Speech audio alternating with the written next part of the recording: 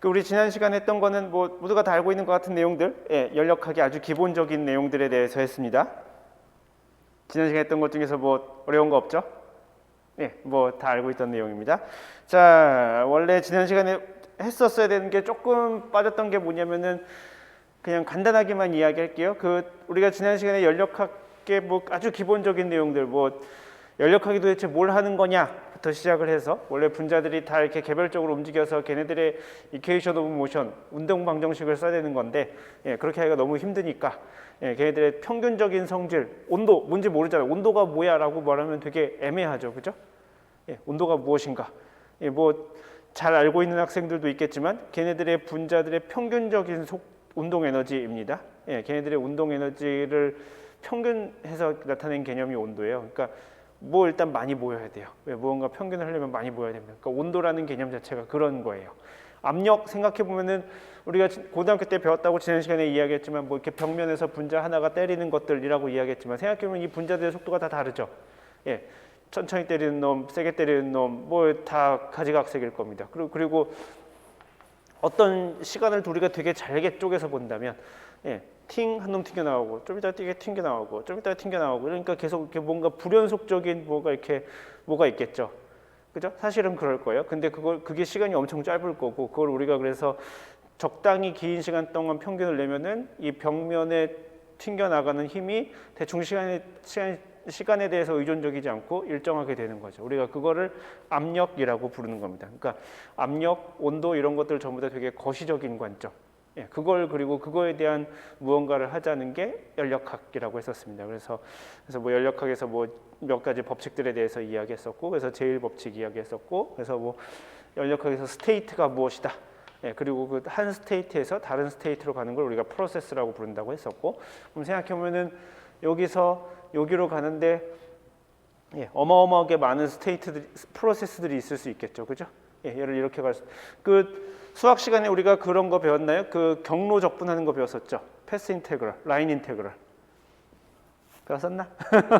예, 그 왜 그런 거 배우지 않았어요? 그 이렇게 다이버전스, 컬 뭐 이런 거 배웠었죠. 예, 그런 거 배우면서 이런 비슷한 이야기를 했을 거예요. 뭐 경로 적분 이야기를 했었을 겁니다.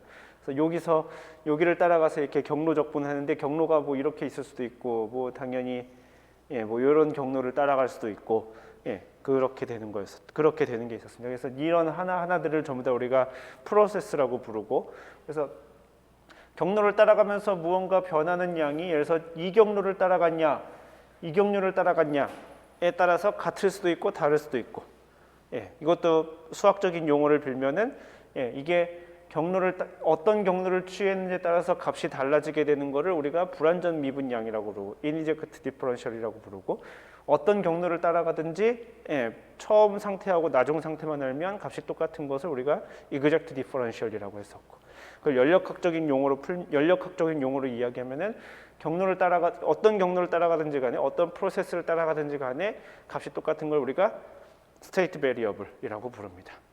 예, 그래서 대표적으로 Q나 W는 스테이트 베리어블이 아니고, 예, 여러분들이 알고 있는 뭐 U, S 뭐 이런 것들은 스테이트 베리어블이 됩니다. 그래서 뭐 사실 뭐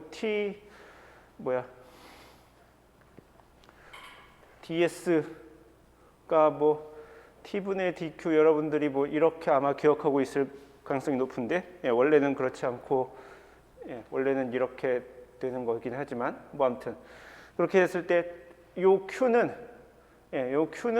이그젝트 디퍼런셜이 아닌데 S는, 예, 이렇게 리버서블 프로세스에서 이렇게 같다라고 정의를 하면은 얘는 이그젝트 디퍼런셜이 됩니다.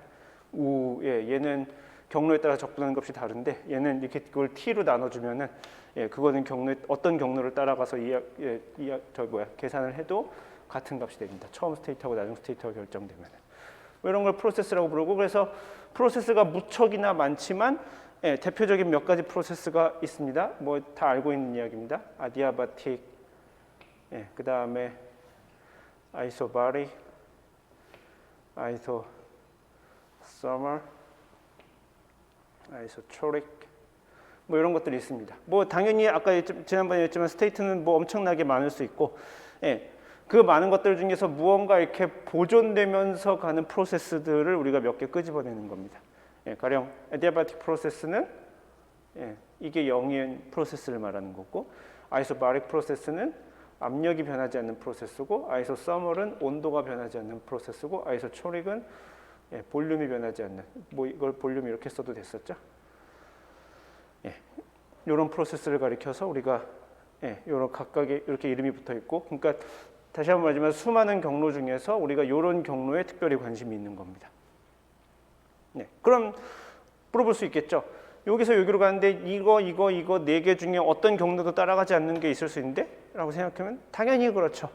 여기서 한 스테이트에서 다른 스테이트로 가는데 굳이 꼭 이 네 개 중에 하나를 따라가려는 법이 있겠어요? 당연히 그때그때 다르게 되겠죠. 당연히 다릅니다. 뭐 그런 그거에 대해서는 어떡하냐? 사실 우리의 관심사도 아닙니다. 그거는.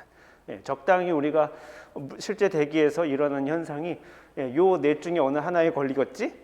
라고 생각을 하고 우리가 문제를 해결해 나갑니다. 그래서 이런 조건 하에서 결국 우리가 알고 싶은 건 연력학에서 우리가 기본적인 베이직한 거 우리 뭐냐면은 한 스테이트에서 다른 스테이트 변할 때 그래서 이 중에 어느 한 프로세스를 밟아갔어요. 그러면은 스테이트 베리어블이 어떻게 변할 것인가, 상태 변수가 어떻게 변할 것인가가 우리가 관심인 겁니다. 그래서 뭐 열심히 유도하는 것은 안 해볼 건데 다 했을 겁니다. 예전에 뭐 그래서 뭐 T하고 뭐 P가 어떻게 변하느냐 뭐 이런 이야기들 많이 했었죠. 그죠? DQ가 제로일 때 한 스테이트에서 다른 스테이트로 갈 때 P가 어떻게 변했다고 알면은 T가 어떻게 변할 것인가. 할 줄 알죠?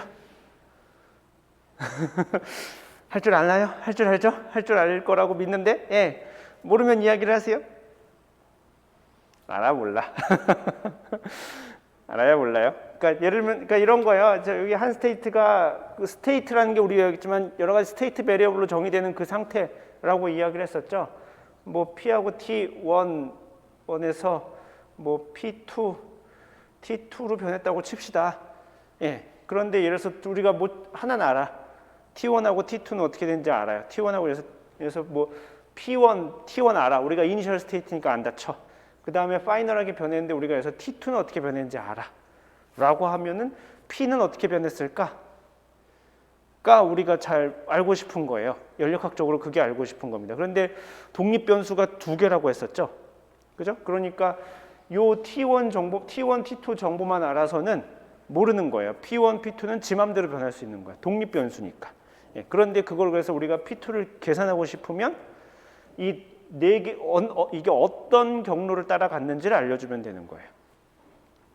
그래서 아이소바릭 프로세스다. 그러면은 P가 변하지 않았으니까 당연히 P1하고 P2하고 같겠죠.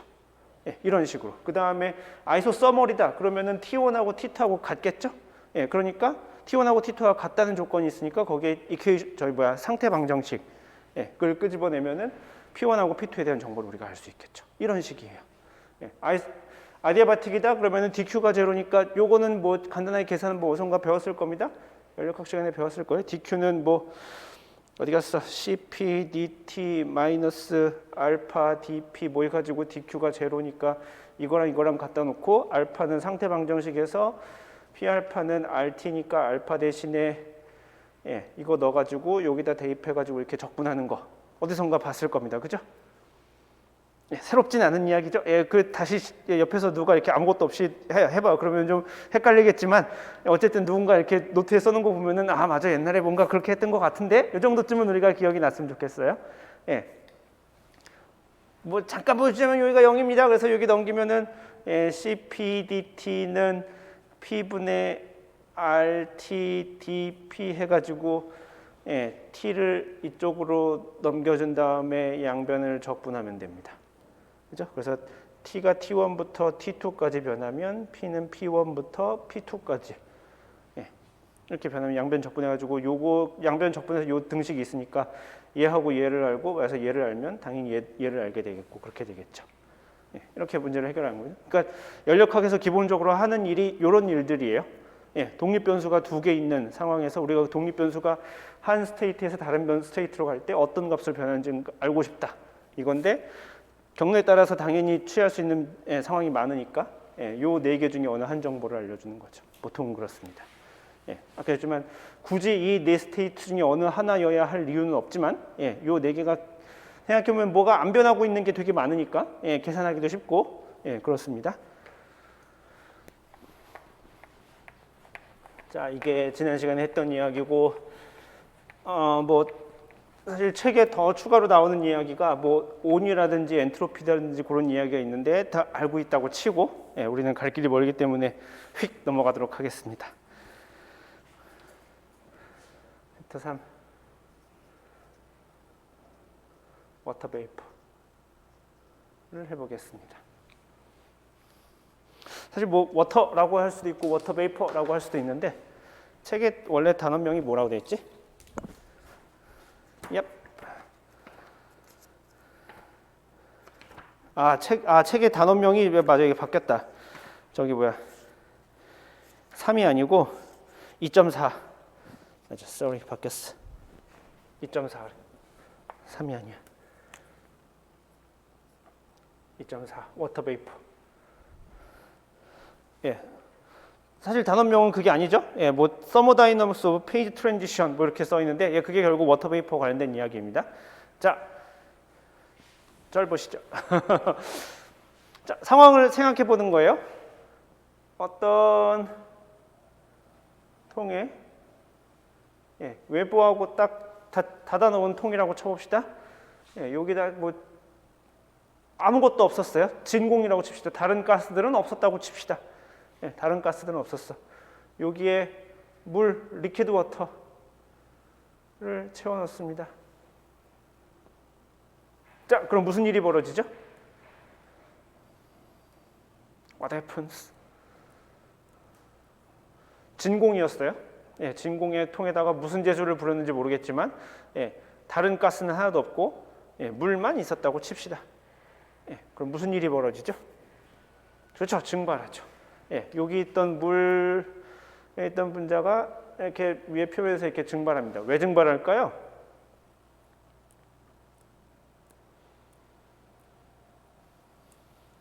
왜 증발하죠?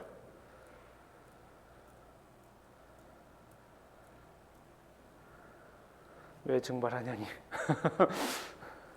그건 또 무슨 소린가? 왜 증발하죠?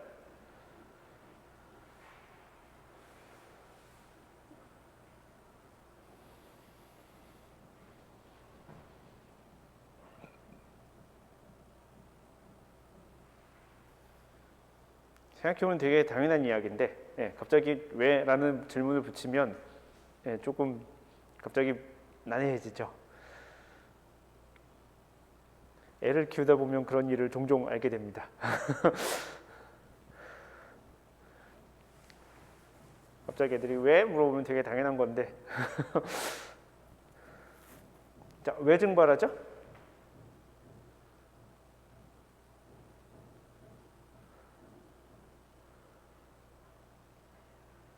남구 왜 증발해요?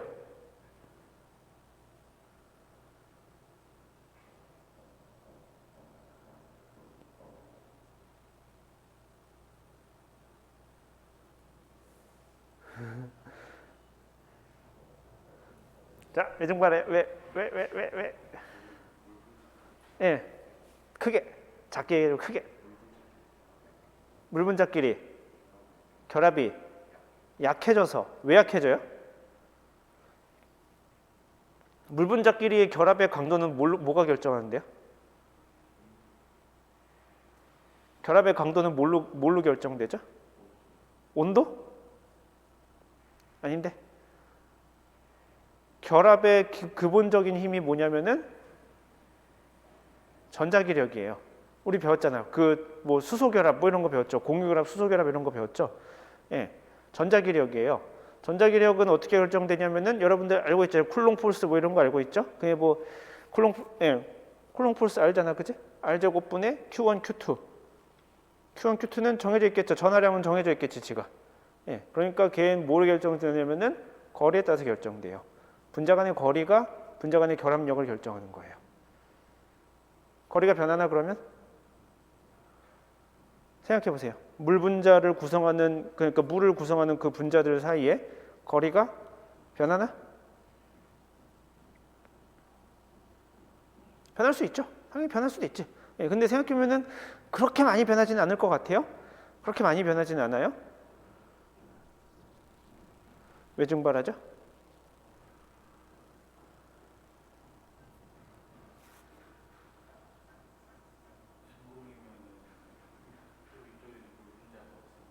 예.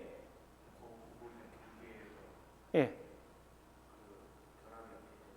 예. 같은 이야기죠. 결합이 왜 약해져? 좀 아까 결합은 거리만의 함수라고 그랬었죠? 예.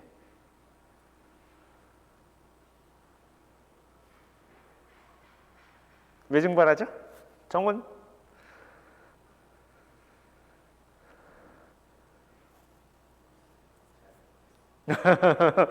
아, 우리 대학원생인데. 생각을 해보면 그래요. 아까도 했지만 결합력 자체는 거리의 함수예요. 그 쿨롱 폴스니까. 예, 근데 거리는 물론 변할 수는 있지만 그렇게 많이 변하지는 않을 것 같아요. 그죠? 예. 근데 우리가 여러분들이 액체에서는 그런 상상을 잘 안 하는데 액체도 마찬가지로 속도가 분포를 이루고 있어요. 예, 액체의 그게 기체는 여러분들이 쉽게 상상을 하는데 액체는 잘 상상을 못 하는데 액체를 이루는 분자도 속도 분포를 가지고 있습니다. 예, 안 움직이는 녀석이 있고 몹시 빨리 움직이는 녀석이 있고 다만 이제 기체보다는 훨씬 더 그 폭이 좁겠죠. 그죠? 예, 대체로 매우 비슷한 속도로 움직이겠지만 바이브레이션 뭐 이렇게 막 하는 녀석들이 있습니다. 예. 근데 그 와중에 그러니까 아까 했지만 걔네들이 평균적으로 어떤 속도야라고 말할 수는 있지만 분명히 어떤 녀석들은 그보다 좀 더 빨리 움직이는 녀석들이 있을 수 있죠.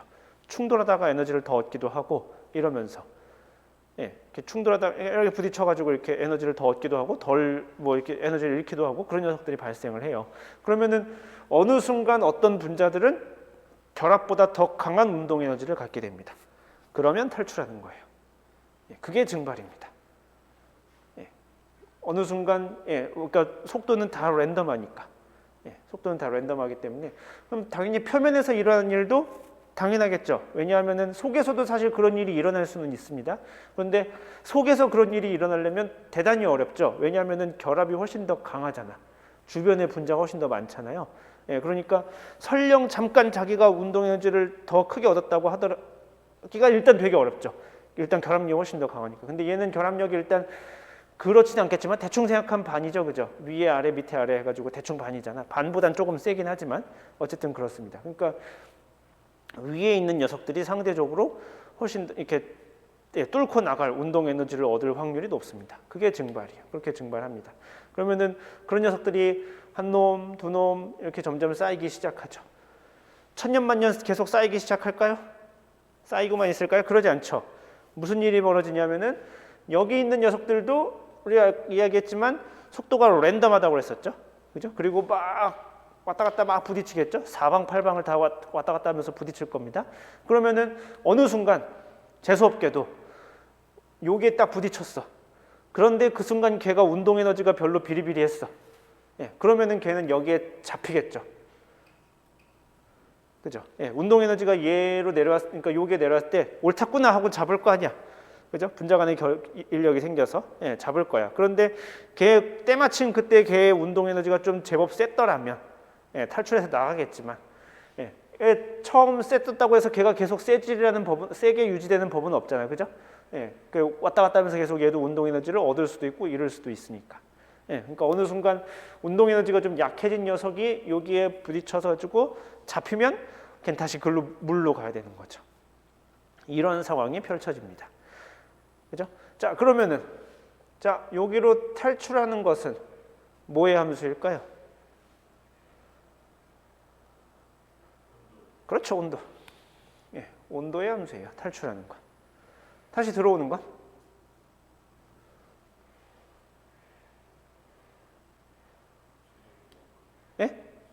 왜 수증기압이죠?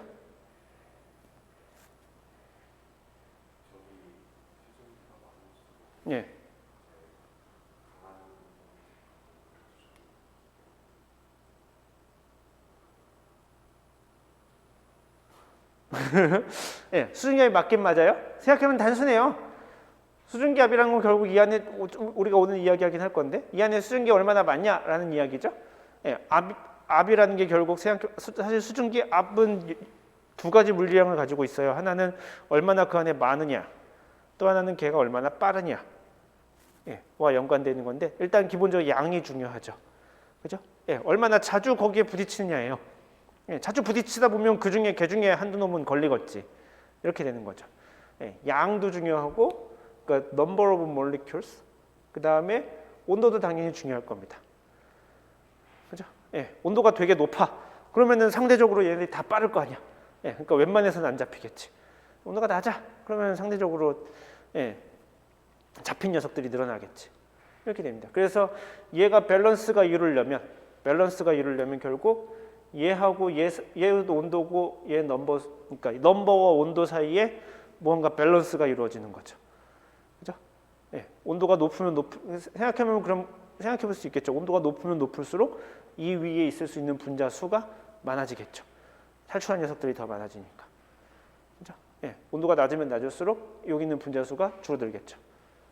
예, 서로 그게 온도하고 쟤하고 밸런스를 이루게 될 겁니다. 예, 기본적으로 우리가 알고 있어야 되는, 머릿속에 그려야 되는 그림이 이런 그림이에요. 예, 자, 그렇다 치고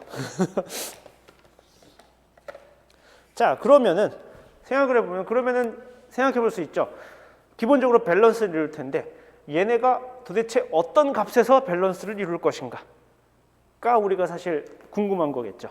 예, 밸런스를 이룬다는 거는 이렇게 머릿속으로 생각해 보면 사실 얼마든지 쉽게 알 수 있어요. 예, 온도가 많아지면 많을수록 수증기량이 많아질 수 있을 것이다. 그럼 얼마나가 중요한 거죠. 도대체 얼마나 더 많아질 수 있을 것인가. 예, 그거를 계산하기 위해서 약간 좀 디테일한 이렇게 수학적인 도구를 가지고 옵니다. 그게 그 이름하여 유명한 이걸 이제 이퀘이션으로 만든 게 클라우지우스, 여러분들이 많이 들었을 법한 클라페 이론 이퀘이션이라고 부릅니다. 사람들이 CC 이퀘이션이라고 많이 부르는. 혹시 이거 유도는 해봤나요? 학부 때 해본 것 같기도 하고 아닌 것 같기도 하고. 했어요? 예, 다시 한번 해봅시다. 뭐 했었던 것 같지만 다시 시키면은 또 까먹었겠죠? 예, 그리고 원래 그래요. 그때 학부 2학년 때 배웠을 때는 저게 뭔 소리야 했다가도 예, 지금 다시 배우면 아 그래 그 소린데 라고 할 수 있어요. 예. 자, 이 상황에 대해서 우리가 무엇을 이야기할 거냐면은 예, 이걸 맞아 그 용어를 빼먹었는데 이걸 우리가 그래서 나가는 녀석과 들어온 녀석의 같은 상태를 가리켜서 우리가 다이나믹 이퀄리브리엄이라고 부릅니다. 동적 평형 혹은 서모다이나믹 이퀄리브리엄이라고 부릅니다. 우리가 지난 시간에 사실 이 용어에 대해서 했었죠. 연력학적인 평형 상태가 무엇인가에 대해서 이야기를 했었습니다. 그죠? 연력학적 평형 상태는 다시 한번 이야기하지만 아무 일도 일어나지 않는 게 아니에요. 미시 세계에서 아무 일도 일어나지 않는 일은 생각해보면 절대온도 0도일 때밖에 없어요. 그죠? 절대온도 0도일 때 아무것도 움직이지 않아. 그거를 제외하고는 이퀄리브리엄 상태는 있을 수 없죠. 움직일 테니까. 예. 서모다이나믹, 즉 서모다이나믹하게 이퀄리브리엄을 한다는 거는 아무것도 안 움직이는 상태가 아니라 거시적인 상태, 즉 우리가 지난번에 했던 매크로스테이트 그 베리어블이 변하지 않는 상태를 우리가 서모다이나믹 이퀄리브리엄이라고 부릅니다. 여기도 마찬가지예요. 예. 무언가 이렇게 뭐 증발하고 뭐 다시 연결하고 그러면 온도가 막 변하고 이럴 텐데 이게 서로 균형을 이루어서, 그러니까 즉 들어간 녀석과 나온 녀석이 같아서 시간에 따른 비율이 같아서 변수가 더 이상 변하지 않는 상태, 연력학적인 변수가 그 상태가 우리가 이제 관심이 있는 상태입니다. 진짜 근데 그렇게 될까요? 생각해 보면은 참고로 이것이 이렇게 이게 페이즈라고 부르는 건 우리가 지난 시간에 이야기했었죠.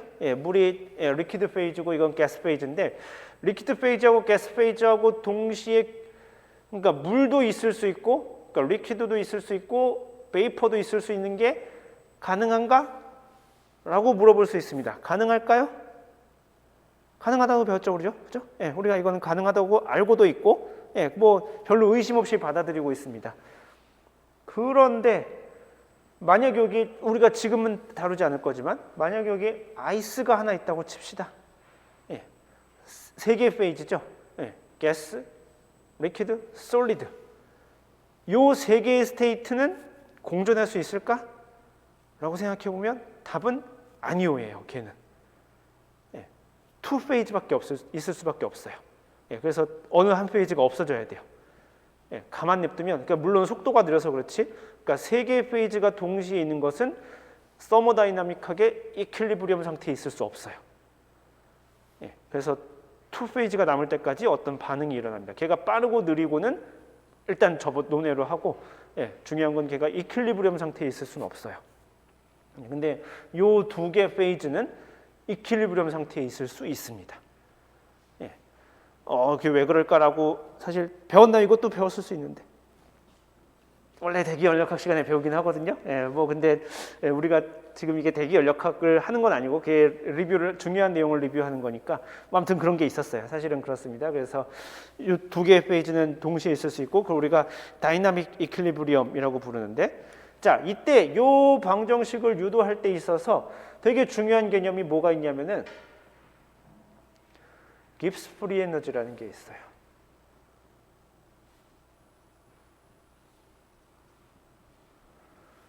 펜이 조금 흐리네. 깁스 프리 에너지라는 게 있어요. 자, 프리 에너지 어서 많이 배웠나요? 어서 많이 들어봤죠? 프리 에너지의 종류는 총 4가지가 있어요. 우리가 지난 시간에 했던 그 내부 에너지, 인터널 에너지, DU로 나타냈던 걔도 프리 에너지예요. 깁스 프리 에너지도 프리 에너지고 엔탈피라고 해서 용어를 들어본 적 있나요? 엔탈피도 프리 에너지입니다. 그리고 잘 다루지 않지만 헬름홀츠 프리 에너지라는 것도 있어요. 걔도 프리 에너지예요. 프리 에너지가 도대체 뭘까? 자유 에너지가 도대체 뭘까? 자유 에너지라는 게 도대체 뭘까요? 썸씽 뭐 에너지겠지, 그지?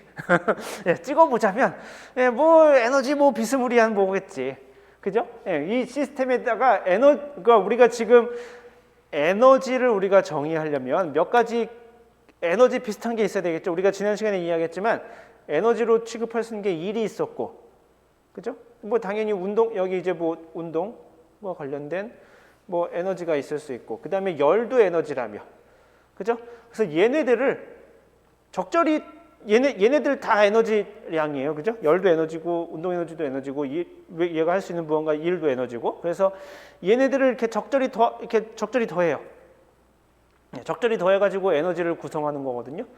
그러니까 내부 에너지에다가 일을 더했다 뺐다 할 수 있고, 그러니까 일을 더할 수, PV가 더하나 빼지나 뭐 아무튼 이걸 더하거나 안 더하거나 할 수 있고, 열과 관련된 양을 더하거나 안 더하거나 할 수 있고, 그래서 총 4개의 그런 프리 에너지가 나오는데, 그러니까 무언가 얘가 할 수 있는 무언가 에너지 비슷한 거를 정의해요. 4개씩이나.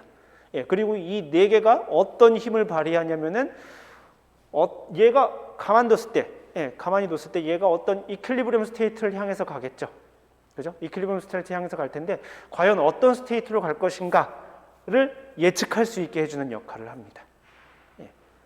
무언가 우리가 변수가 고정이 됐을 때, 어떤 변수가 적당히 컨트롤된다고 했을 때, 그 4개의 프리 에너지 중 하나가 최소가 되는 방향으로 간다는 뭐 이렇게 프린시플이 있습니다. 어디선가 뭐 비슷하게 들어본 적 있죠? 있나?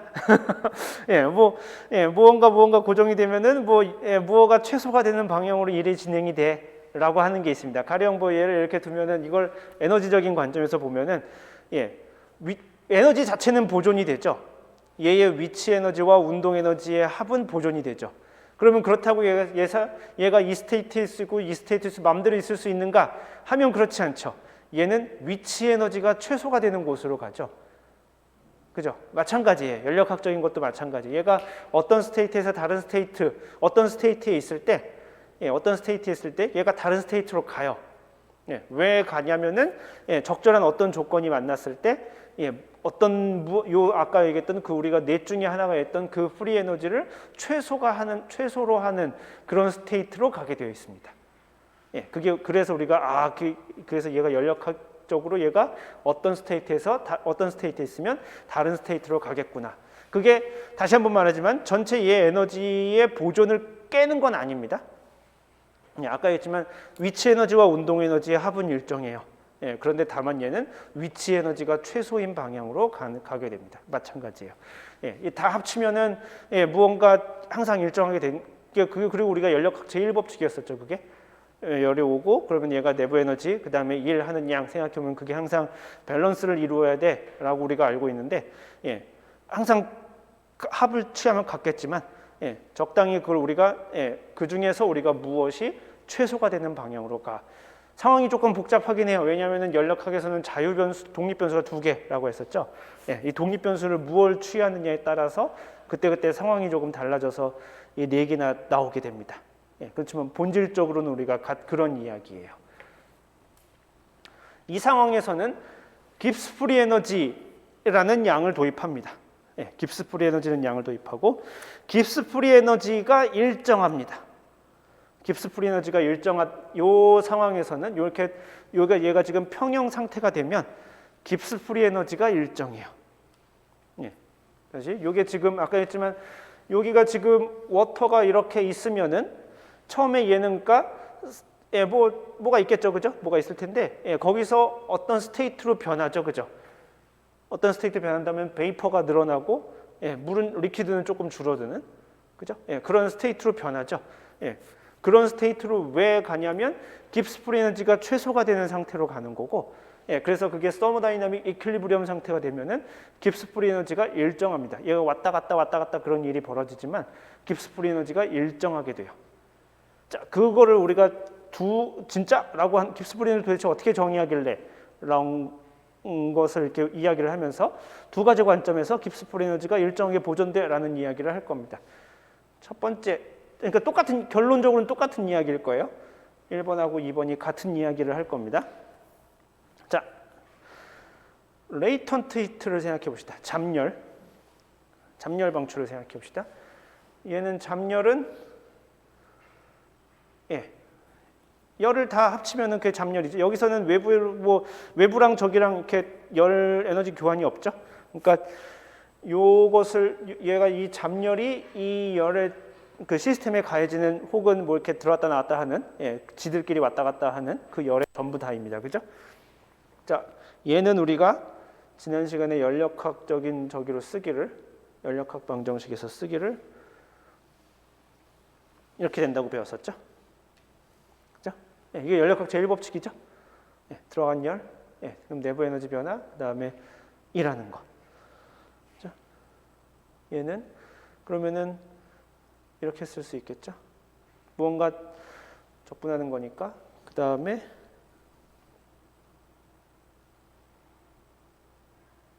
이렇게 쓸 수 있습니다. 이건 뭔가 하면 이게 지금 현재 딱 포화가 됐을 때의 수증기압입니다. 요 딱 지금 요게 지금 그러니까 이퀄리브리엄 상태가 되었을 때 이퀄리브리엄 상태에서의 수증기의 압력 그걸 말합니다. 요거는 볼륨, 단위 매스당 볼륨을 지난 시간에 이야기했던 거고, 이게 1하고 여기서 2는 뭐냐면은 뭐 리퀴드면 리퀴드, 베이퍼면 베이퍼를 이야기합니다. 자, 그런데 한편 L은 이렇게 쓸 수도 있습니다. 그죠? L이 이거니까 T를 더 나누고 곱하고 합니다. 이럴 수 있나요? 진짜? 원래는 안 되죠? 원래는 안 됩니다. 원래는 요 적분 안에 들어가고 나오고 하려면은 이게 되려면 유일한 저기는 dq가 변하는 동안 템퍼러처가 변하면 안 되죠. 상수여야 하죠. 그러니까 여기서는 이게 가능하려면 요게 상수여야 합니다.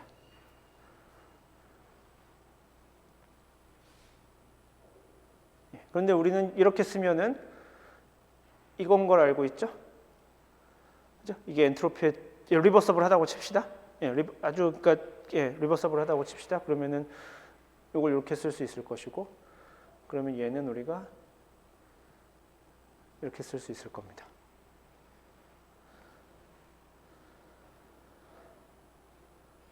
그죠? 그러면은 L을 여기서 하나는 이렇게 썼고 하나는 이렇게 썼으니까 당연히 T의 S2-S1은 U2-U1 더하기 ES 알파2-알파1 이렇게 되겠죠. 그죠? 얘하고 얘하고 같아야 되겠죠. 그죠?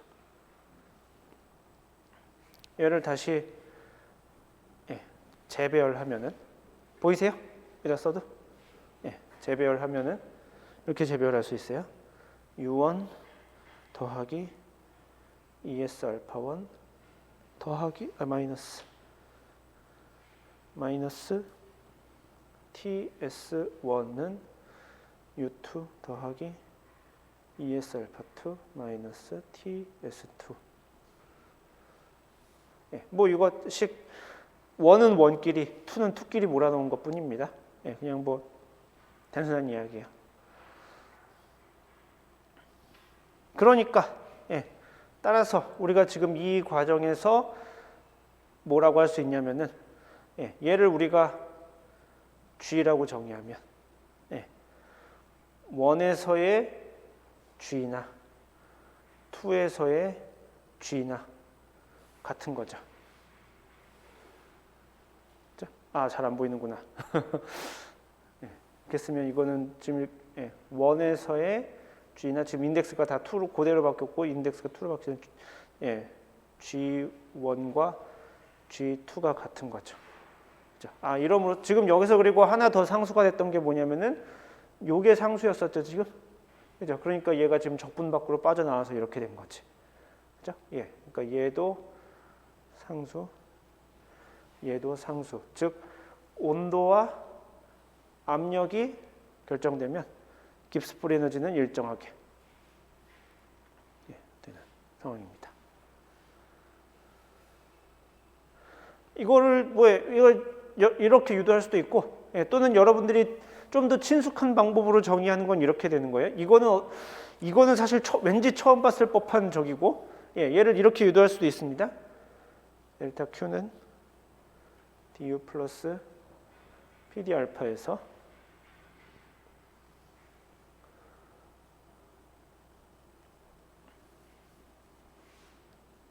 우리가 이거 dq는 TDS 쓸 수 있는 거는 이제 리버서블한 상황에서 이렇게 된다고 했었죠. 그 다음에 du 플러스 PD 알파고, 그 다음 우리가 지금 할 건 뭐냐면은 이게 지금 온도하고 압력이 일정합니다. 그래서 지금 얘는 변하는 변수가 지금 U하고 S, 그러니까 S하고 알파인데 얘를 각각 T하고 P로 바꿔줄 겁니다. 이거 어떻게 하냐면은 뭐 이렇게 하는 겁니다. TDS 더하기 SDT 마이너스 SDT는 DU 플러스 PD 알파 더하기 알파 DP 마이너스 알파 DP. 그래서 얘를 하나로 묶어서 D의 TS, 얘를 하나로 묶어서 D의 P 알파.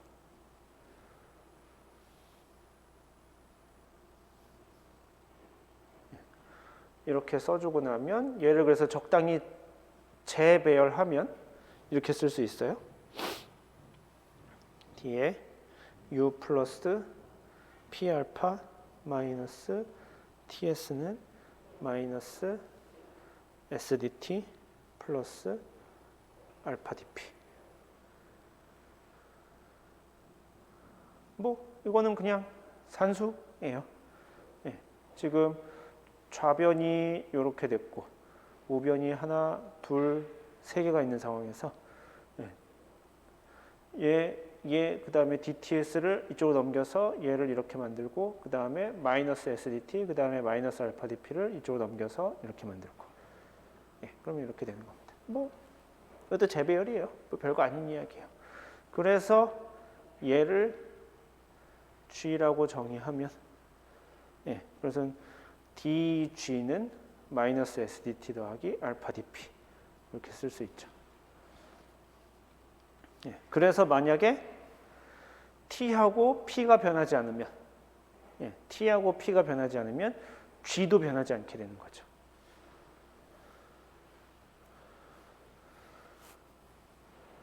그죠? 됐나요? 예, 이래서 예, 우리가 온도와 압력이 예, 일정히 특히 이런 지금 상변이 상태에서 예, 상전이 상태에서 이렇게 다이나믹 이퀄리브리엄인 상태에서 예, 온도하고 압력이 일정히 유지가 될 때 깁스 프리 에너지라는 양이 무언가 예, 계산하는 데 도움이 될 것이다. 예, 보존이 돼라는 이야기를 할 겁니다. 예, 이거 어선가 본 적 있죠, 그죠? 예, 깁스 프리 에너지 뭐 온도 압력 뭐 어쩌고저쩌고 그리고 예, 1번은 조금 생소하다 쳐도 2번은 어디선가 본 적이 있을 법한 이야기입니다. 예, 계속 강조하지만 우리가 지금 한 1, 2주 동안은 처음 하는 이야기가 아니에요.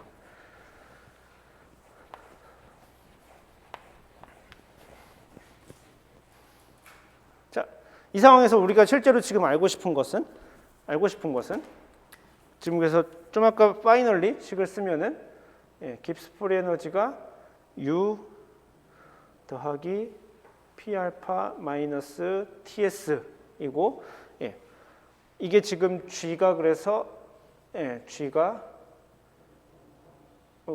온도와 압력의 함수입니다. 그죠? 그죠? G가 온도와 압력의 함수예요.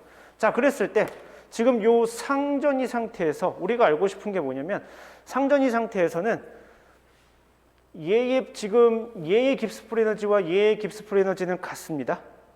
예, 얘의 깁스 프리 에너지와 얘의 깁스 프리 페이즈 그러니까 리퀴드 페이지의 깁스 프리 에너지와 베이퍼 페이지의 깁스 프리 에너지는 같습니다. 그러면 깁스 프리 에너지 같은데 온도를 조금 변했다 칩시다. 그럼 지금 이퀘이션이 하나 있는 거죠, 그죠? 이퀘이션이 하나 있는데 온도가 조금 변했어. 그러면은 근데 얘는 안 변했어. 그럼 얘가 조금 변해야 되겠죠. T가 조금 변하면 P가 조금 변해야 되겠죠. 요걸 알고 싶은 겁니다. 예, 여기서 온도를 조금 바꿨다 치자. 우리가 아까 궁극적으로 알고 싶은 게 그거였었죠. 온도하고 얘의 분자수의 밸런스를 알고 싶다고 했었죠. 예, 그래서 지금 깁스 프리 에너지를 가지고 도입하려는 게 그겁니다. G가 일정한 상황에서 그러니까 여기서 G가 일정하다는 게 조금 애매한데, 예, 그러니까 G가 일정하다고 말하면 조금 그렇고 얘의 G와 얘의 G가 같은 거예요. 예, 서로 동적 평형을 이루고 있는 상태입니다. 얘의 G와 얘의 G가 같은데, 그러면 이 이퀘이션에서 일단 뭔지 모르니까 일단 같으니까 뭐가 하나가 성공가 되겠죠. 뭐 등식이 하나 있는 겁니다. 그랬을 때 온도가 그럼 변하면 압력이 어떻게 변할까요? 아까 요 압력은 우리가 요 식에서 아까 봤지만 압력은 여기 ES였었죠. 요게 그죠? 베이퍼의 압력이었습니다. 즉 온도가 변하면 ES가 어떻게 변할 것인가를 알아내고 싶은 겁니다. 이게 우리가 하고 싶은 거예요. 자, 그러면 어떻게 될 것인가? 베이퍼의 깁스 프리 에너지를 살펴봅시다. 예, 온도를 조금 변했다 쳐요. 예, 온도가 조금 변했을 때 칠 때 예, 베이퍼의 깁스 프리 에너지. 참고로 얘가 여기 빼먹었구나. DG는 그래서 아까 SDT 더하기 알파 DP 이렇게 썼었죠. 그래서 G가 T와 P의 함수라고 했을 때 자, 온도를 조금 변했어요. 온도가 조금 변했어. 그러면은 베이퍼의 깁스 프리 에너지는 어떻게 변할 것인가? 쓸 수 있겠죠? 자, 씁시다. 요 식에다 그대로 쓰면 되는 거예요. 예, 그럼 마이너스 SV dt 온도는 얘나 같은 거니까 얘 온도와 얘 온도가 같죠? 예, 온도는 같으니까 더하기 그 다음에 알파 V dP 이렇게 쓰면 되겠죠. 그죠? 예, 이 식에서 그대로 V로 바꾼 거예요. 리퀴드 상태의 깁스 프리 에너지는 쓰면 되죠. 마이너스 SL dt 더하기 알파 L dP 이렇게 쓰면 되겠죠. 그죠? 얘랑 근데 같죠? 그죠? 예. 그래야 평형 상태라고 했으니까. 자, 그래서 그러면은 예, 요게 같으니까 우리가 식을 어떻게 쓸 수 있냐면은 SV dt 마이너스 SL DT는 알파 V D 여기서 P 대신에 ES로 써도 여기서 P 대신에 ES로 여기서 바꿔 쓰겠습니다. 마이너스 알파 L D ES. 그죠? 예, 뭐 이거 갖다 놓고 나서 그다음에 또 좌변, 우변 왔다 갔다 한 겁니다. 예, 아무것도 아닌 이야기예요. 예. 그러면 우리가 알고 싶은 건, 그래서 우리가 궁극적으로 알고 싶은 건 뭐냐면은 dT분의 dES죠. 그죠? 온도가 조금 변했을 때 ES가 얼마나 변할 것인가가 우리가 관심사인 거죠. 그러면은 얘를 식으로 쓰면은 DT 쪽에 뭐가 들어가야 되냐면은 SV-SL이 들어가야 될 것이고, 그 다음에 여기는 알파 V 마이너스 알파 L이 들어가야 되겠네요.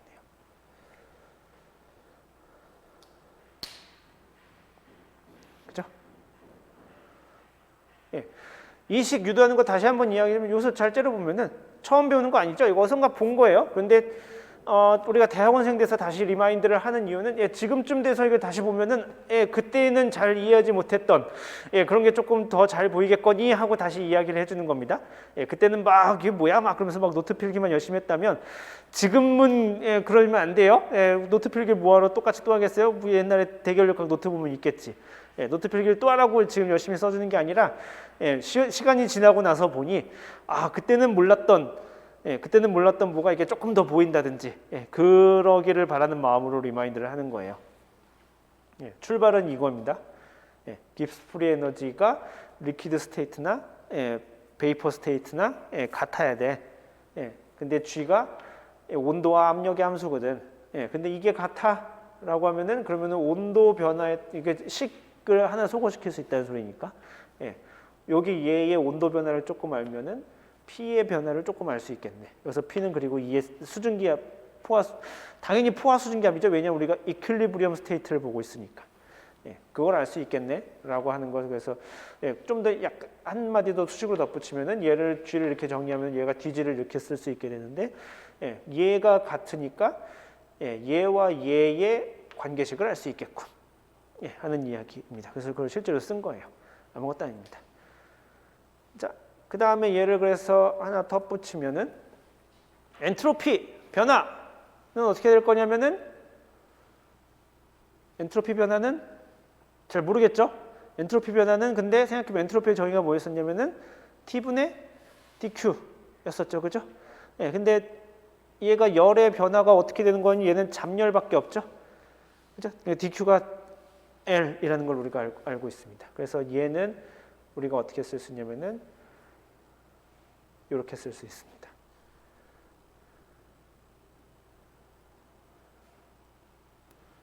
엔트로피가 T분의 DQ니까. 그 다음에 요 밑에 분모는 알파 뭐였는 거 아니? 스페시픽 볼륨이라고 그랬었죠? 단위 질량을 모아놨을 때의 볼륨이라고 생각해보면은 리퀴드 상태의 볼륨과 베이퍼 상태의 볼륨을 생각해보면은 베이퍼 상태의 볼륨이 훨씬 크죠. 그죠? 훨씬 크죠. 물 요만큼 해봐야 증발시키면 이만큼 되는 거니까 물의 볼륨은 무시해줘도 괜찮겠죠. 그죠? 그래서 여기 물결표에 놓고 알파 V를 써도 괜찮습니다.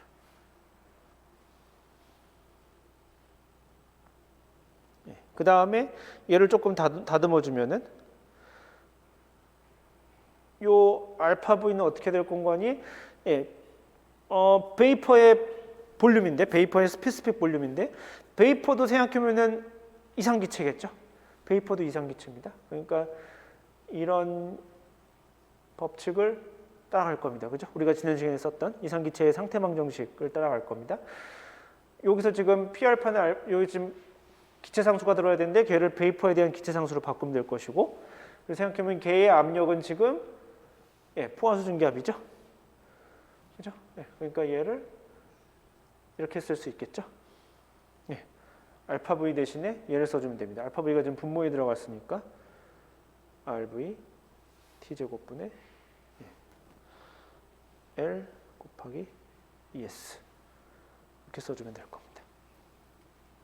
그죠? 그러니까 얘를 우리가 알고 있는 거시적인 양으로 바꾸게 된 겁니다.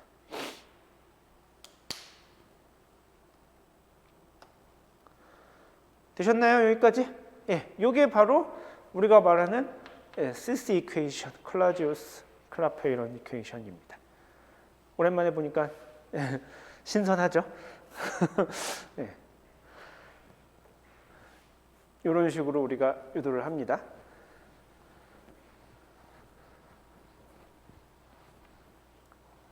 그리고 참고로 구름 물리를 우리가 배울 때 이거를 생각해보면 구름 물리에서 우리가 이걸 상전이 뭐 이런 말을 하잖아요, 그죠? 페이즈 트랜지션 뭐 이런 단어를 처음 들어본 건 아니죠? 이걸 상전이라고 하는데 사실 구름 물리에 그러니까 구름에서 일어나는 미세 물리 과정의 절반 이상, 과하게 말하면 70%는 상전이에요. 상전이가 아닌 현상은 생각해보면은 그런 거밖에 없어요. 같은 페이즈끼리 충돌해서 결합하는 거. 그러니까 물방울하고 물방울을 결합해서 더 큰 물방울이 되는 거, 혹은 얼음하고 이렇게 탁 달라붙어서 얼음이 되는 거, 이 정도는 그냥 미케니컬한 결합이라고 생각할 수 있는데 사실 그것 빼고는 거의 다 상전입니다. 수증기가 물방울에 응결하는 거, 그 다음에 물방울이 증발하는 거, 그 다음에 혹은 뭐 얼음이 녹는 거, 그 다음에 혹은 뭐 물이 얼어서 얼음이 되는 거, 그 다음에 수증기가 얼음에 바로 달라붙는 거, 혹은 뭐 얼음에서 바로 수증기가 증발할 수도 있죠. 이런 현상들 전부 다 상전이에요. 그죠? 그래서 사실 우리가 구름 물리를 다룰 때 상전이를 모르고서는 사실 이야기를 할 수가 없습니다. 상전이가 진짜 중요한 개념이에요. 그래서 그 상전이를 지배하는 상전이에 대한 방정식을 이렇게 써본 거고, 자 그러면 실제로 우리가 얘를 가지고 이제 ES를 T에 대한 함수로 써보려고 하는데 적분하면 되겠죠? 적분하면 되는데 항상 늘 그렇듯 적분에서 중요한 거는 얘네들이 과연 어떻게 상수로 취급할 수 있을 것인가에 대한 문제가 있죠. 항상 그렇습니다. 그래서 첫 번째는 그래서 first approximation이라고 쓰는데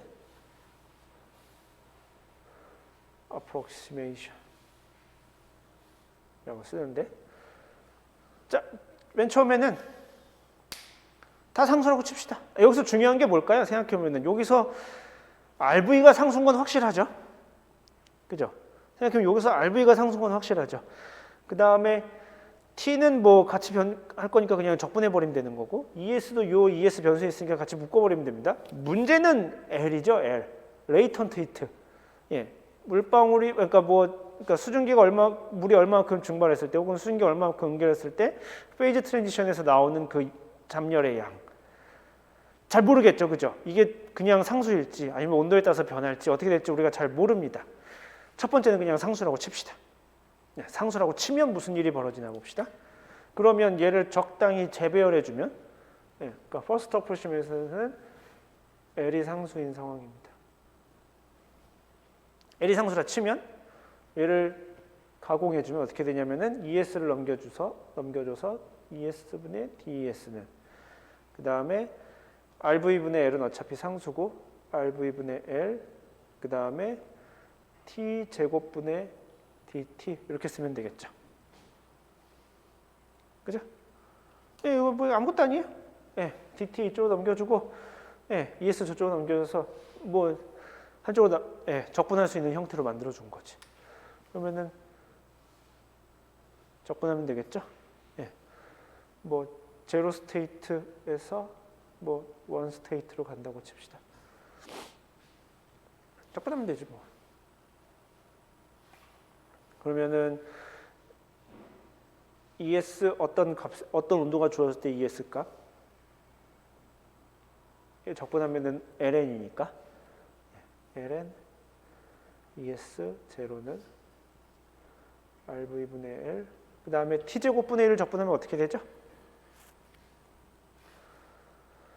T제곱분의 1 적분하면 마이너스 T분의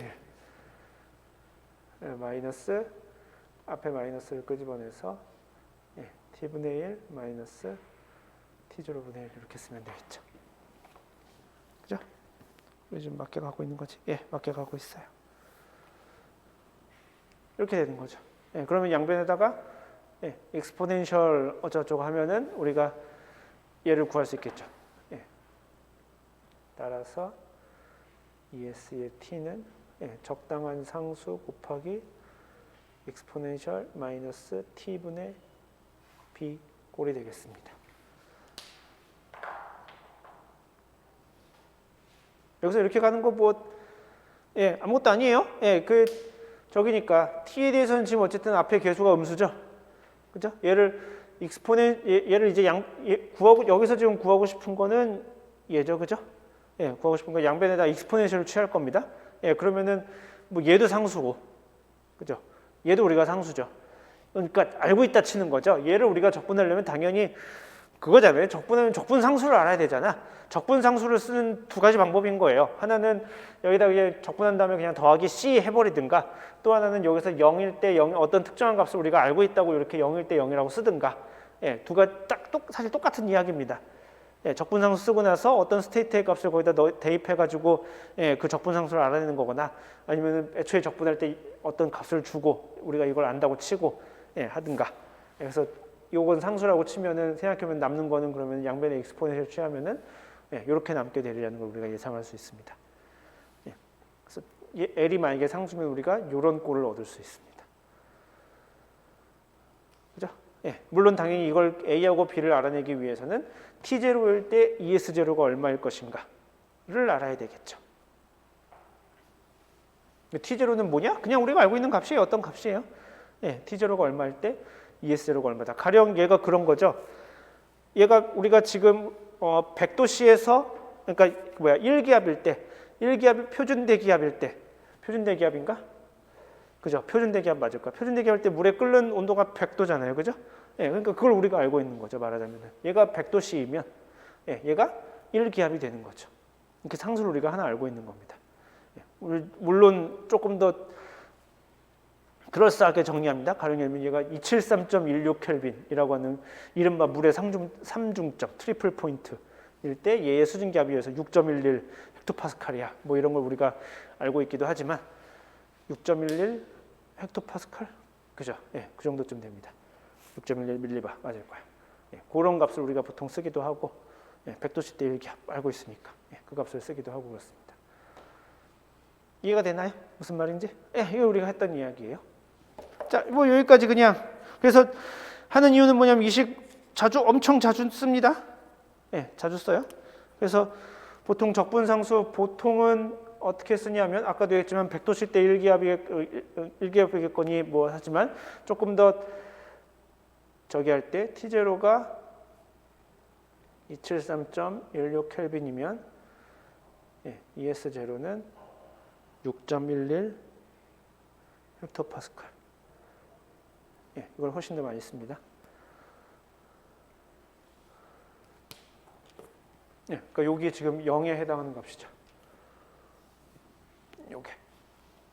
예, 혹은 T0, ES0에 해당하는 값.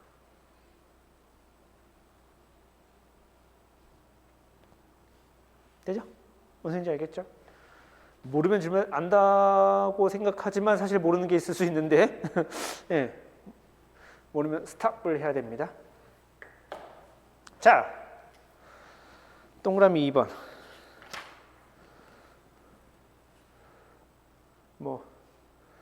more detailed.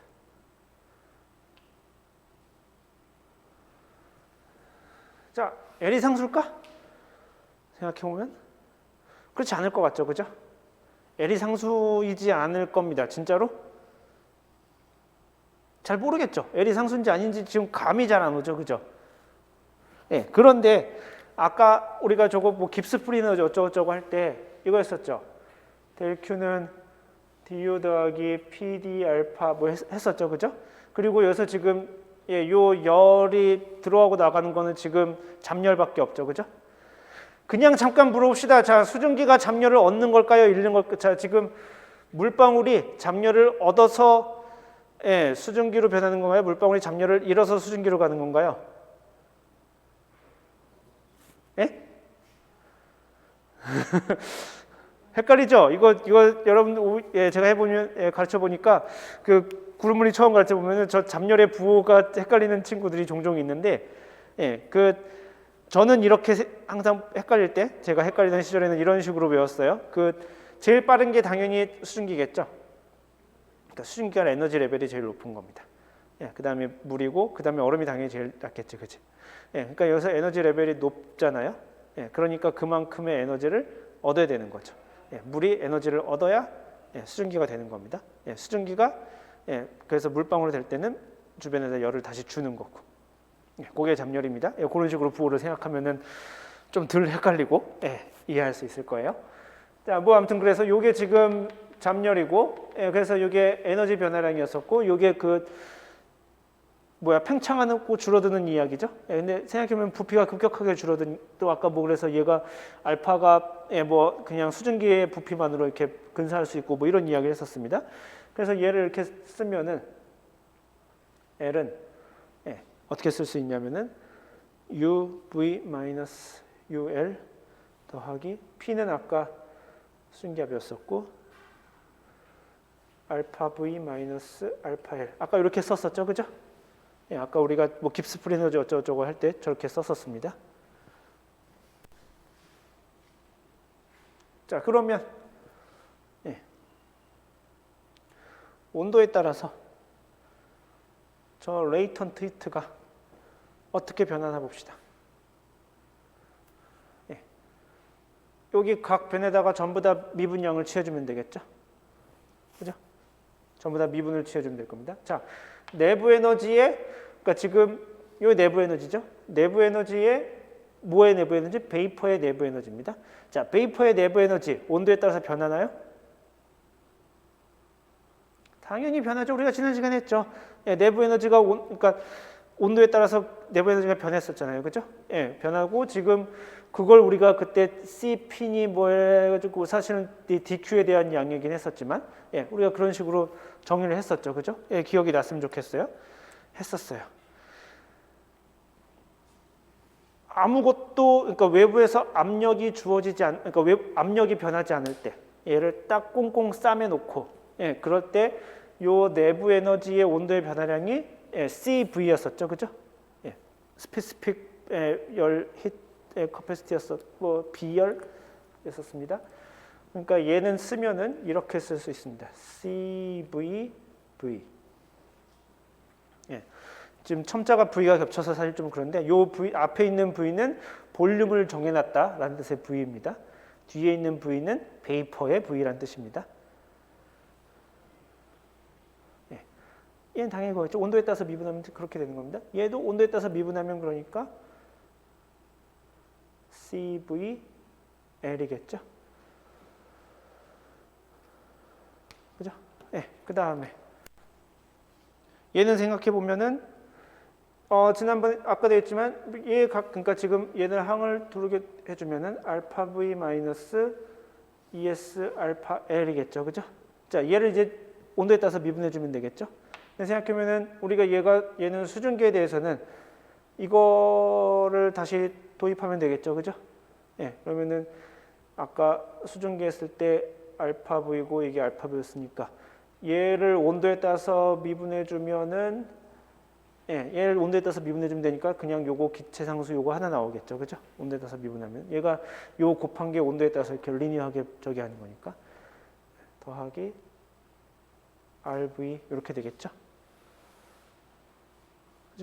자, 그 다음에 얘는 어떻게 될까 생각해 보면 온도에 따라서 얘가 어떻게 변할까라고 생각하면 일단 ES는 변하지 않는 거죠. 우리가 지금 ES는 지금 변하지 않는 상황입니다. 알파 L은 리퀴드의 볼륨은 거의 안 변하죠. 온도를 아무리 얘가 물론 뭐 물의 부피도 변하긴 하지만 얘가 물의 상태로 있는 한 온도가 거의 변하지 않죠. 그죠? 그러니까 얘는 온도 변화를 무시해줘도 좋습니다. 그죠? 그러니까 온도에 따른 잡열의 변화량은 이렇게 되는 거죠.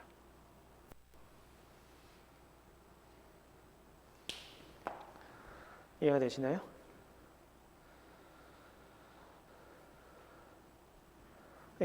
이거 우리가 다 알고 있는 값입니다. 그죠? 그리고 얘를 한 번 더 줄여서 쓰면은 이렇게 됩니다.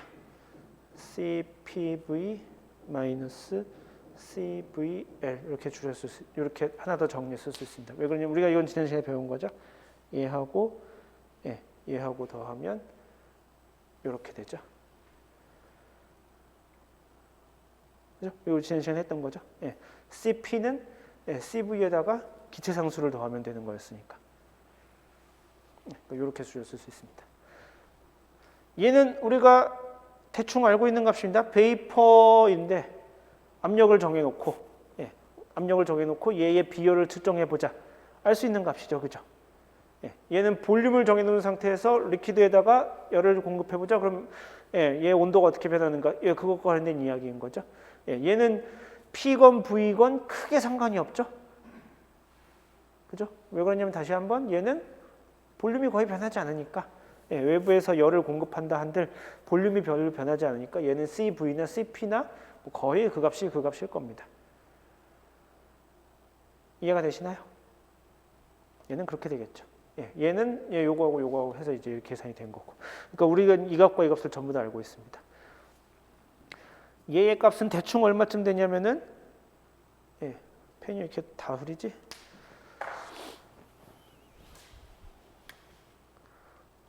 1870 줄 퍼 킬로그램 켈빈. 이게 수증기의 비열입니다.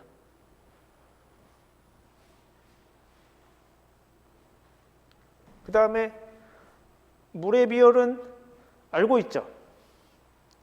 물의 비열 알고 있나?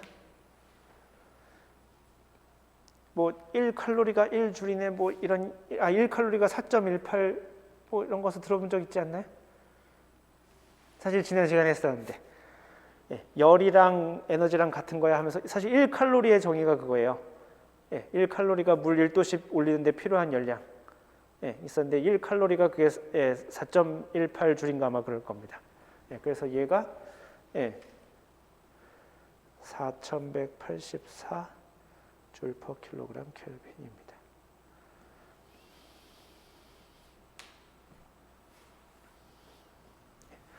그러니까 얘가 상수라고 칩시다. 얘가 다시 상수라고 치면 그러면 L을 T에 대해서 적분할 수 있는 거죠. 그죠? 그러면은 어떻게 쓸 수 있냐면 따라서 L은 다시 적분하면은 요게 일종의 기울기인 셈인 거죠. 그죠? 요게 기울기인 셈인 겁니다. 그러니까 우리가 예를 어떤 상수값이 있어야 될 것이고 더하기 CPV 마이너스 CVL T 마이너스 T0 이렇게 쓰면 되겠죠. 그죠? 아까 요 위에 거 요거랑 적분하는 건 같은 이야기죠. 제로일 때 뭐 원한다면 써주면 됩니다. 이렇게 써가지고 제로일 때 우리가 어떤 뭐 L을 알고 있고 T 이쪽으로 넘겼을 것이고 T에 대해서 적분해주면 뭐 당연히 이렇게 되는 겁니다. 1차 함수 값이죠. 그죠? 자, 이거 이제 대충 항상 물리를 우리가 배우려면은 대략적인 오더를 알고 있는 게 중요해요. L이 대충 어느 정도쯤 값인지 혹시 아시나요? 잡열인 건 알죠, 그죠? L이 잡열이니까 단위는 줄 퍼 킬로그램입니다. 잡열이니까 1kg이 페이즈 트랜지션 하는데 나오는 열의 양이니까 줄 퍼 킬로그램입니다. 생각하면 당연히 그래야 되겠죠. 얘가 줄 퍼 킬로그램 퍼 켈빈이고 거기다 온도를 곱했으니까 켈빈 약분돼 가지고 단위가 같은 겁니다. 줄 퍼 킬로그램인데 어느 정도쯤일까요? 물 1kg이 수증기로 바뀌면 열이 어느 정도쯤 나올까요? 전혀 감이 없죠, 사실. 2.5 곱하기 10의 6승 정도쯤 됩니다. 대략. 그러니까 이 L은 대략 2.5 곱하기 10의 6승 줄 퍼 킬로그램 정도쯤 됩니다. 자, 여기서 지금 CP-CV 얼마죠? 대충 계산하면은 1870에서 4184를 빼는 거니까 대충 2000 빼기 4000 하면 대충 마이너스 2000 정도쯤 되겠죠.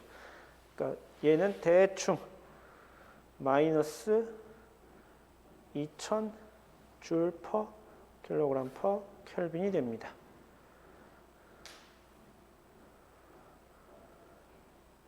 얘는 그러니까 2 곱하기 10의 6승 5도고 L은 요 앞에 근데 기울기는 2 곱하기 10의 3승 5도죠. 그죠? 그러니까 바꿔 이야기하면은 온도 1도가 바뀌었을 때 L이 어느 정도쯤 바뀌냐면 1000분의 1 정도 바뀌는 거죠. 그죠? 이해가 되시나요? 예, 얘는 기본적으로 대충 요 정도 되는 숫자니까. 예, 기울기가 근데 지금 요거니까 요거 근데 2 곱하기 10의 3승이니까 예, 대충 온도 1도 변하면 얘가 1000분의 1 정도 변하는 값입니다. 그러니까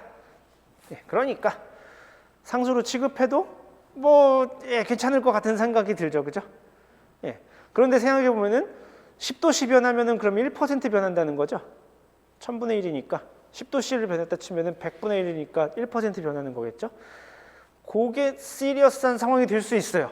예, 심각한 상황이 될 수 있습니다. 그리고 가령 0도씨, 우리가 그때 구름 이렇게 대충 생각하면 우리가 뭐 마이너스 40도씨 뭐 이런 거 있었죠. 뭐 물방울이 순수하게 얼음이 되는 온도가 마이너스 40도씨라고 했습니다. 그러면은 0도씨하고 40도씨하고 생각해보면은 4% 차이 나는 거죠. 그죠? 예, 저 L의 값이. 예, 가끔은 저게 무시할 수 없는 상황이 되기도 한답니다. 예, 그러니까 우리가 어떤 모델을 생각할 때 그게 필요한 상황인지 아닌지에 따라서, 그러니까 우리가 쟤를 지금 계산을 적당히 하는 데 있어서 이게 우리가 항상 그런 거예요. 우리가 무언가를 계산하는데 그 정도쯤에 지금 오차가 우리가 지금 고려를 해줘야 되는 상황인가 그렇지 않은 상황인가를 머릿속에 생각을 해야 되는 거죠. 얘를 우리가 상수로 취급해도 되는가 라고 할 때는 우리가 다루는 레인지에서, 우리가 다루는 온도 변화 레인지에서 L의 변화가 다른 것에 비해서 이렇게 한 5도 이상 작을 때겠죠. 그러면 이제 무시해줘도 될 겁니다. 그런데 지금 구름 모델과 같이 0도씨 혹은 마이너스 40도씨 이렇게 했으면 걔가 4% 정도 변하는데 걔가 무시해줘도 되는 상황인가 아닌가를 생각해 볼 필요가 있겠죠. 무시해줘도 되지, 무시하면 안 되는 상황이라면은 L을 이런 식으로 바꿔서 L이 온도의 함수가 되는 거죠. 그죠? 그러면은 ES의 폼이 바뀌겠죠. 그죠? 숙제. L이 여기서 우리가 여기서 first approximation은 L이 상수라고 취급해서 요 시까지 왔었죠. A가 얼마고 B가 얼마인지는 표현할 수 있어요. 그죠? RV와 L과 T0의 함수겠죠. T낫의 함수였을 겁니다. 뭐 A는 얼마고 그래서 B는 얼마고 우리가 알아요. 요 값을 우리가 안다고 치면 그럴 때, 그런데 L이 만약에 상수가 아니라 온도에 대해서 이렇게 함수였다면은 요 L이 요 안에서 빠져나오지 못했을 것이고 L 대신에 이런 값을 넣었어야 됐겠죠. 그러면은 걔를 적분하면 얘가 어떤 형태로 될 것인가. 숙제.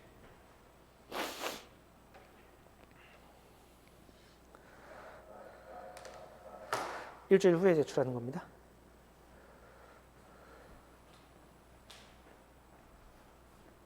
이렇게 손으로 써서 제출하면 돼요. 자, 숙제는 숙제고 마지막 라스트 이야기. 그러면 CP랑 CV 얘는 상수일까요? B열은 상수인가? B열 상수일까요? 아니면 쟤도 온도의 함수일까요? 온도를 1도씩 올리는데 필요한 열의 양이죠? 그죠? P는 이제 압력이 정해진 상태, V는 볼륨이 정해진 상태일 겁니다. 온도의 함수일까요? 상수일까요? 상수. 또 B열은 상수일까요? 온도의 함수일까요? 온도를 1도씩 올리는데 1켈빈 올리는데 필요한 열의 양이 그 자체가 온도의 함수일까요? 상수? 그렇죠. 우리가 뭐 물질의 특성 비스무리하게 배웠죠. 물질의 특성이긴 한데 물질의 특성인 건 맞아요. 그런데 상수는 아닙니다. 쟤도 온도에 따라서 변해요. 생각해보면 그럴 것 같아요. 그죠? 왜냐하면 온도라는 게 걔가 평균적인 뭐 빠르게 뭐 이런 것들인데 걔가 와장창 이미 빠른 녀석인지 아니면 슬로우한 녀석인지에 따라서 공급하는 열이 조금 다릅니다. 온도의 함수예요. 실제로는. 그래서 이게 이거마저도 L이 그러니까 T에 대해서 1차 함수가 원래는 아닙니다. 예, 원래는 되게 복잡해지죠. 예, 그런데 걔도 마찬가지로 여기서 지금 대충 우리가 지금 여기 얘를 L을 상수가 아니야라고 했을 때 지금 1000분의 1 정도 혹은 뭐 0도씨에서 40도씨 범위를 올려도 뭐 잘해봐 1% 오도 정도죠. 네, 그 정도쯤의 오도를 가지고 있듯이 얘도 온도에 따라서 온도에 대한 변화를 고려해 주면은 무척 그 변화가 사실은 작습니다. 그래서 교과서 어디에 나오냐면은 그 이야기가 이 몇 페이지냐? 교과서 50페이지.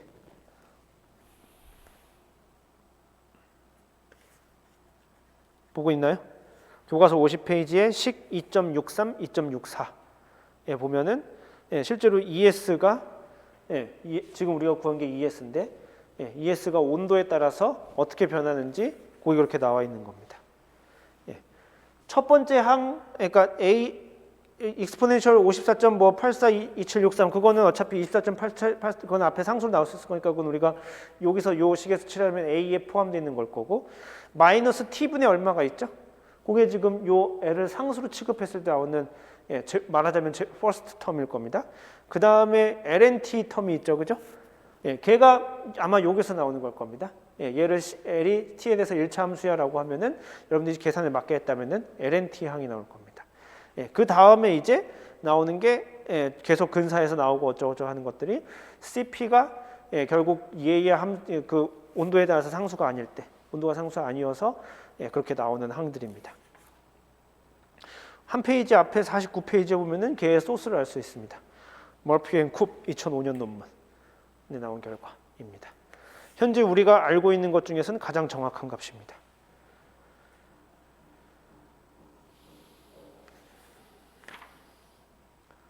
이해가 되시나요? 무슨 말인지? 이렇게까지 우리가 알고 있고요. 그 정도. 그리고 다음 시간 지금 시간이 다 돼가지고 다음 시간에는 그 아이스에 대해서 생각해보면 아이스는 여기서 생각해보면 여기서 L값만 바뀌면 되지 않겠어요? 다른 것들 다 똑같고, 아이스 지금 생각해보면 이 페이즈 트랜지션에서 달라지는 건 지금 페이즈 간에 달라지는 무언가는 지금 L밖에 없죠. 그죠? L만 문제가 될 겁니다. 그래서 아이스랑 베이퍼 사이의 무언가는 요 L 값만 달라지면 될 겁니다. 그래갖고 뭐 계산을 해가지고 다음 시간에 우리가 할 거는 그러면은 L 값이 달라지기 때문에 무슨 일이 벌어지는가에 대해서 좀 간단하게 이야기를 하고 또 다음 이야기를 진도로 나가도록 하겠습니다. 네, 수업 듣느라 고생 많으셨고 우리 목요일 날 보겠습니다. 수고했습니다.